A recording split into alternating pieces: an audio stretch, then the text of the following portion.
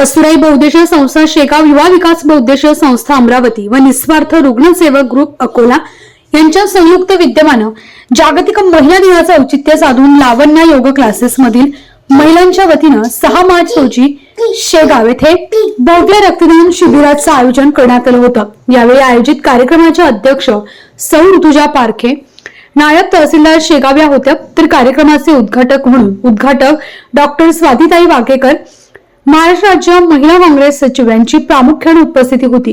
कार्यक्रमासाठी प्रमुख अतिथी म्हणून doctor Praveen Patil, Santnagari multi specialist hospital Shegaon, doctor Abhay Goenka, doctor Deepti Goenka dental hospital Shegaon, निस्वार्थ रुग्णसेवा ग्रुपचे अध्यक्ष अतुल भंगे, कसुराई बहुउद्देशीय संस्थेचे अध्यक्ष सौ कालिंदी असंबे हेच मान्यवर प्रामुख्याने उपस्थित होते। यावेळी उपस्थित मान्यवरांच्या हस्ते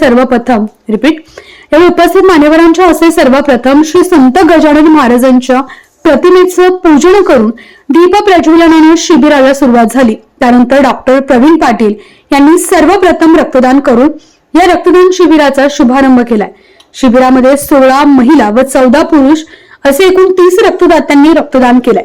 निस्वार्थी रुग्णसेवा ग्रुप महाराष्ट्र राज्य यांनी त्या थॅलेसेमिया आजाराने ग्रस्त असलेल्या प्रांजल गणेश पायखन या छोट्या मुलीला दत्तक घेऊन सर्वांसमोर आदर्श निर्माण केलाय। त्या शिबिराच्या यशस्वीतेसाठी महिला वर्गानं भरभरून सहकार्य केलंय। MCN न्यूज मराठीसाठी रवी शेगोकार, शेगाव।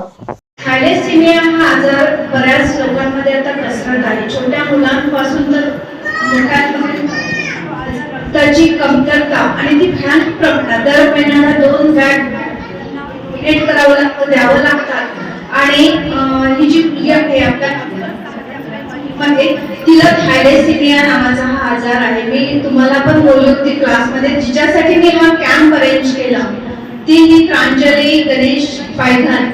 आणि आज आपल्या सर्वांसाठी अतिशय आनंदाची गोष्ट आहे की निस्वार्थ रुग्णसेवा ग्रुप महाराष्ट्र राज्याचं जे आली आहे टीम, या सगळ्यांनी तिला दत्तक घेतलेला आहे। पूर्ण जेवढे वर्ष तिला ते ब्लड लागेल तेवढे वर्ष ते द्यायचं त्या ग्रुपने ठरवलं आहे। आणि ही अतिशय महिला दिनानिमित्त ही संधी आपल्याला सुद्धा प्राप्त झाली, त्याबद्दल सर्व मनपूर्वक धन्यवाद देऊया।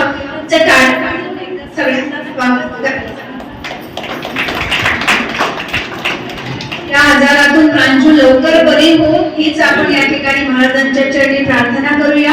आणि तिला सुद्धा एक फोटो आपण निस्वार्थ ग्रुप तर्फे देऊ, तिचा आनंद द्विगुणित करूया।